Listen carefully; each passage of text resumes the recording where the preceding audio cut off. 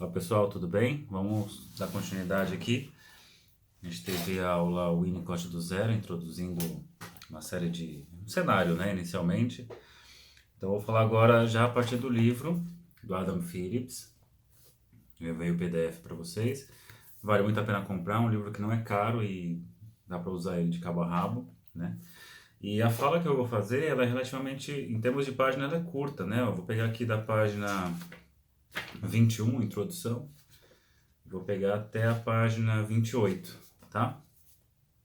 Eu vou pensar alguns trechos aqui e vou fazendo comentários. Vou trabalhar dessa forma. Acho que é uma forma possível de ser pensada, né?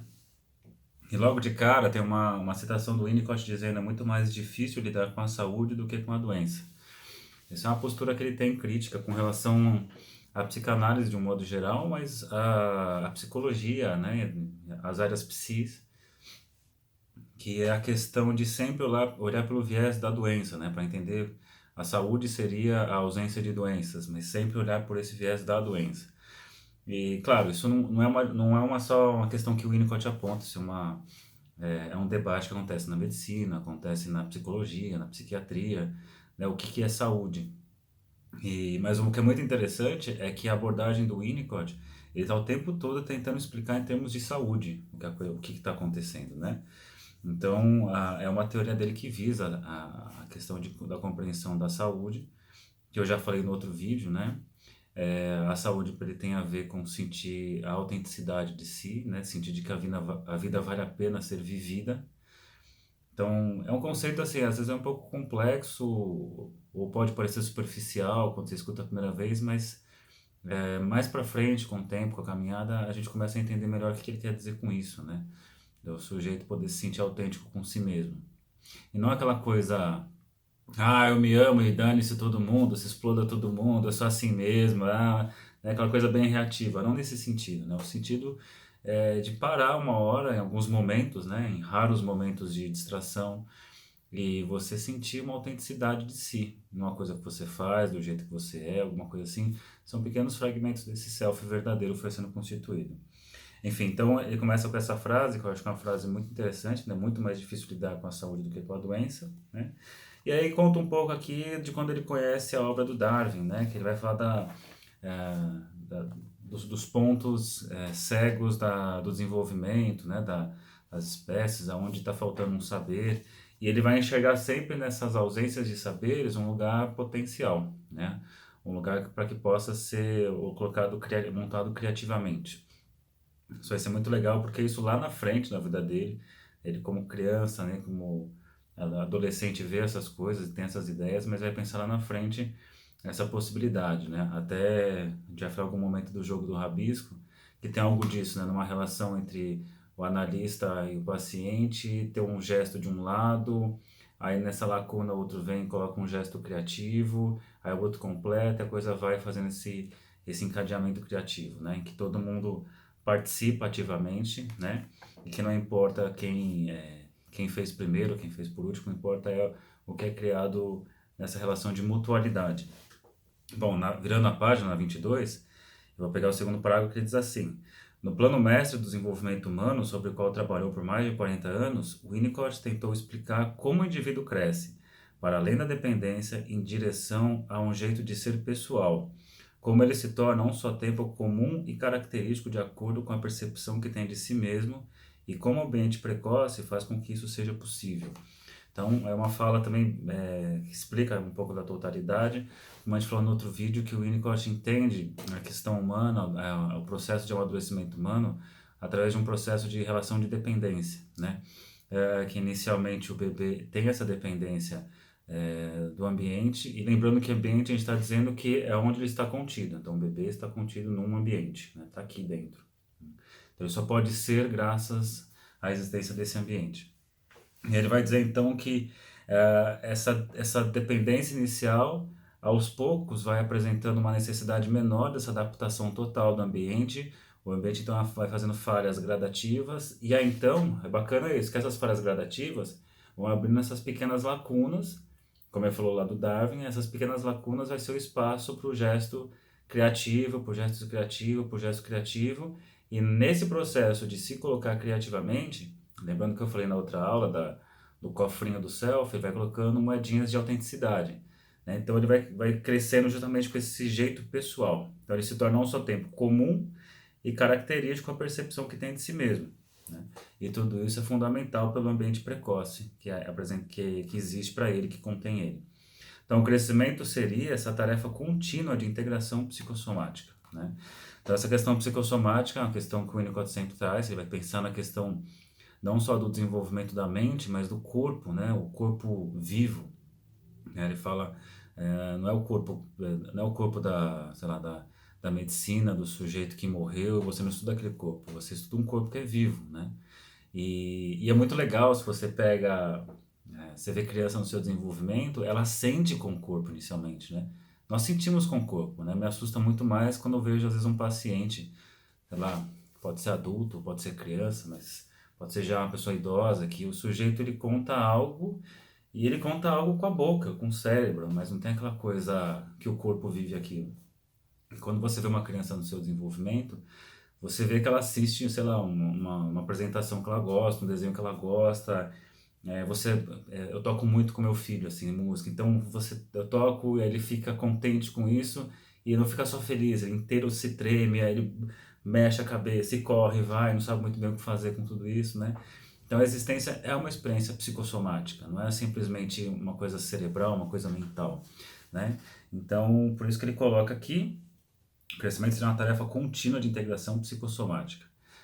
Para entender melhor essa questão, a gente vai falar mais para frente, tem um texto dele da Pediatria e Psicanálise, que é sobre o desenvolvimento emocional primitivo, que ele vai falar das 3 tarefas integrativas, né? Integração, né? Depois personalização, que tem muito a ver com essa questão psicossomática, né? E depois a realização, né? Então são as 3 grandes tarefas do sujeito no seu desenvolvimento. Bom, o Winnicott viria a enfatizar a necessidade de continuidade de cuidados, né? Então, como eu falei para vocês, ele herda uma tendência inata à integração e aí ele vai precisar ser cuidado, vai precisar ser contido no ambiente, né? Está contido no ambiente em que ele possa ser, e o que ele vai precisar é de sustentação no tempo e no espaço. Se essa sustentação for mantida no tempo e no espaço, o sujeito vai adquirir, né? O indivíduo vai adquirir uma integração própria, né? Uma existência própria cada vez maior e mais autêntica cada vez mais, né? Até a gente pode chamar em algum momento também um termo que ele usa que é a primeira mamada teórica, né? Que não tem a ver só com a mamada, mas toda a experiência que está envolvida nessa questão da mamada, né? Pegando um pouco um termo que o Safra, né? O Gilberto Safra usa, experiências estéticas, né? Que enriquecem, não é só o leite, é tudo que tem em torno, o acalanto, né? A temperatura, a textura, tudo isso vai enriquecer. E ele fala que essa primeira mamada teórica é o conjunto das primeiras milhares de mamadas iniciais. Então, se você tem uma continuidade de cuidados, né, o sujeito então pode ser, né? Então, bom, é aí que temos mais para sustentar o que ele chamava de ser em desenvolvimento, ou o potencial, né? A linha da vida do bebê nos estágios mais precoces da vida. E aí é muito interessante que ele diz agora, um pouco mais para baixo, ele fala assim, ó, Winnicott, né, ele veria a doença como uma inibição daquela espontaneidade potencial. Então o Winnicott está dizendo que naturalmente nós temos essa espontaneidade em nós, né? É natural isso vem do nosso nascimento. O que acontece, eu vou precisar de um ambiente que possibilite que esse potencial se realize como um fato. E é muito legal o raciocínio dele, porque ele fala o que seria, né, a doença. A doença é quando esse potencial que é herdado, que precisa se desenvolver através de uma sustentação ambiental, quando alguma coisa acontece é que isso está inibido. Então, como eu disse para vocês, o processo de amadurecimento emocional é uma linha que vem caminhando no sujeito, né, uma linha exponencial, e que essa linha vem caminhando e quando alguma coisa acontece que inibe isso daqui, que inibe esse potencial, fala, isso é um adoecimento. Alguma coisa bloqueou e o indivíduo então fica ali, sei lá, fica meio que congelado nesse ponto, uma trava, alguma coisa, algo mais ou menos dessa forma. E ele fala embaixo, ele chegaria a pensar a psicopatologia como originária das quebras na continuidade. Então é muito legal essa referência da psicopatologia para Winnicott, porque psicopatologia para ele tem a ver com essas quebras de continuidade. Então, se tudo deu certo na saúde, a continuidade sempre aconteceu. Quando a continuidade é quebrada de alguma forma, E claro, vão ter as continuidades que quebram, mas consegue ser feita a reparação, retoma, quebra, feita a reparação. Isso é inevitável. A questão é quando quebra e não é feita essa reparação, então você tem uma quebra disso, né? Então fica um ambiente imprevisível o tempo todo, por exemplo, o sujeito não consegue ser, né? Então, o que mais aqui? Então, ele na quebra da continuidade, distrações que poderiam ocorrer no desenvolvimento precoce de uma pessoa. Aí ele traz três coisas que eu achei bem interessantes para falar aqui, três tipos de falhas, né? Ó, lacunas, pensando na quebra da continuidade. Lacunas causadas pelas intrusões, então o ambiente, ao invés de funcionar como ambiente, funcionou como alguma coisa que pede algo para o bebê, então invade esse estado de tranquilidade inicial, então isso é invadido. Então, se isso é invadido nessa intrusão, a alternativa, a gente vai ver mais para frente, é ter uma reação construindo um falso self. A outra possibilidade, privações, né? O sujeito está ali, a pessoa está ali e não é convidada a sair desse estado. Por isso que a gente usa o termo mãe suficientemente boa, ambiente suficientemente bom. É um ambiente que nem invade, mas também não atrasa no convite, né? E aí tem as catástrofes naturais, tem coisas que são inevitáveis de acontecer. Então são três tipos de situações, né? A intrusão, a privação e a catástrofe, que teriam como consequências interferirem na continuidade do ser, na continuidade do cuidado. E isso levaria a uma inibição e a patologia para o Winnicott está aí, né? E veja que até a proposta da clínica que vai acontecer é justamente poder oferecer o ambiente necessário para que o indivíduo possa retomar esse desenvolvimento, esse processo de maturação natural que tem em si, né? Então a gente vai lá oferecer continuidade de cuidados. E a gente sabe, né, eu vejo isso tanto na minha clínica, como quando a gente atende na faculdade, lá a clínica social, é, quando a gente faz trabalho, por exemplo, em refeitório, pessoas em situação de rua, né, o aparente, né, simples fato de você estar lá todas as semanas no mesmo horário, isso já tem um efeito assim incrível, né? A pessoa saber que tem aquele momento que é para ela, né? Onde ela vai ser para alguém, onde ela poder estar contida num tipo de cuidado. Então, só de fazer isso, né, aparentemente é pouco, mas a presença, pensando em Winnicott, tem uma força assim absurda, né? A presença, a continuidade. Então é importante os grandes raciocínios clínicos, sim. É importante a técnica XYZ, sim. Mas a questão da presença é fundamental porque ela é anterior a tudo isso, né? O que mais temos aqui? Então ele vai dizer que quando acontecem esses três tipos, intrusões, privações e catástrofes, ah, a criança ela vai experienciar uma série de coisas, mas algo vai ficar faltando, não consegue entender o que houve, né? Então, o que eu chamei no outro vídeo, que eu acho que é até mais fácil de entender, ele não consegue integrar essas experiências, né? Ele vai falar algumas vezes o bebê não estava lá para ter vivido isso, né? Ou foram situações que ultrapassavam a capacidade de suportar essa experiência. Então, lembrando, já seguindo aqui no texto, na visão de Winnicott, aí vai falar do ônus da mãe, que é apresentar o mundo em doses controláveis. Então, quando a gente fala disso, é porque o mundo chegou numa dose incontrolável, a experiência atravessa a pessoa, ela consegue então talvez integrar uma coisa ou outra, mas o resto fica uma clínica do não vivido. Ela é atravessada por aquilo, mas não viveu aquilo, não integrou aquilo. E de alguma forma é como se essas coisas ficassem em suspensão, esperando o momento para que possam ser integradas ou experienciadas pela primeira vez, né? Então, por isso que a gente pode pensar que o psicanalista winnicottiano ele vai muito por essa via, né? De poder trabalhar com o paciente a apresentação desse mundo, das suas emoções, da realidade externa, até das questões internas, né? Das questões em geral, de formas suportáveis, né? Então, não raro de acontecer do paciente chegar e falar assim, aconteceu uma coisa, eu gostaria de falar aqui na sessão para entender o que está acontecendo, mas às vezes não é nem entender, às vezes também é poder ficar com aquilo, né? Quantas vezes eu já vi algum paciente trazer alguma coisa que ele precisava, estava até no estado de apreensão, até apavorado com alguma coisa, e a questão que vinha não era nem tanto entender, mas era poder me contar e enxergar algum tipo de rosto, né? No caso meu como psicólogo, que ficasse tranquilo com aquilo que foi trazido. né? E depois trazer a dimensão de toda aquela coisa, né? Também dá para ficar um rosto impávido, né? Um rosto de nada. Mas poder, frente a um desespero, contar para um outro e esse outro conseguir manter a tranquilidade, assim, de que de alguma forma aquilo pode ser suportável, né? Então a gente pode pensar, sei lá, quantas vezes o filho, a filha se volta para a mãe porque está passando por alguma coisa muito desesperadora e a mãe então retorna com um olhar que conseguiu integrar tudo aquilo. Então, pro filho, para a filha, tá uma coisa que transborda, não cabe no semblante, mas o semblante da mãe suporta tudo isso. Então, o filho pode ver no semblante da mãe ela suportando tudo aquilo e aos poucos ele pode de alguma forma integrando, né, pedaço por pedaço, em doses homeopáticas, essa experiência. O que mais temos aqui? E ele vai dizer então, na página 23 ainda, mais para o final, que a mãe tem essa capacidade naturalmente, né? Então ele até coloca assim que a função da mãe, né, é cuidar desse bebê, nesse caso aqui, funcionando como ambiente, lembrando que mãe é uma função e não necessariamente a mãe que gerou esse filho. E ele vai dizer, mas que essa mulher também precisa que alguém cuide dela, também precisa de um cuidado ambiental. E ele até coloca assim que médicos e enfermeiras deveriam não atrapalhar esse processo.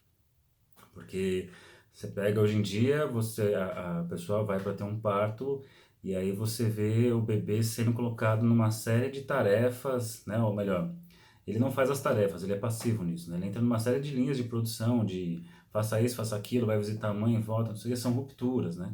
E o quanto o Winnicott aponta, assim, o ideal seria que enfermeiras e médicos não atrapalhassem, porque a mãe sabe o que fazer de uma forma instintiva, né? Isso pode ser questionado, né, à vontade, né? Fiquem à vontade para falar disso, para achar concordar ou não, mas é um começo também. A gente pode começar a apresentar as ideias e suportar um pouco, e depois fazer as, sei lá, as reflexões para ver se é para cá ou mais para lá, né? Bom, então ele vai dizer, tá falando dessa questão dessa mãe suficientemente boa.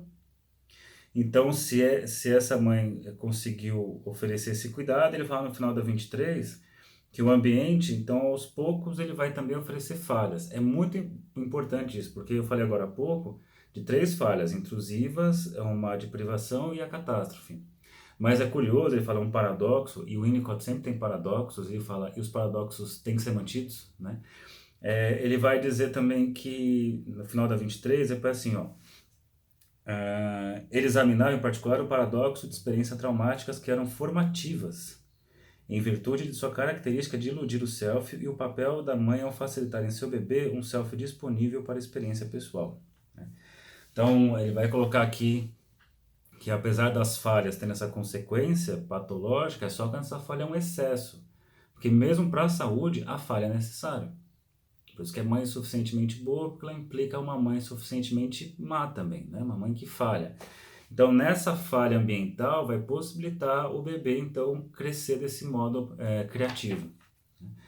Caminhando aqui, que temos mais, ele fala, bom, se tudo vai dando certo, virando na página 24, ele vai chegar no conceito do self, que eu já falei aqui nesse vídeo no anterior, mas eu acho muito legal, pelo menos, pegar um trecho aqui que ele diz assim, que é o nosso núcleo sagrado, né? Então ele põe aqui, podemos concluir através dos contextos nos quais ele era usado, o self, por esta poderosa palavra que estava confirmando a presença de algo essencial a respeito de alguém, algo que estava ligado com a própria substância da vida em nível corpóreo, embora isto permanecesse indistinto e fundamentalmente incognoscível, como uma alma corporificadora. Agora vem a parte mais importante. Ó. No centro de cada pessoa, o Winnicott escreve, há um elemento incomunicado, e isto é sagrado, e muitíssimo digno de preservação. Então é curioso porque isso daqui acaba indo contra uma série de propostas, inclusive da psicanálise, quando trabalha com a ideia de interpretação, né?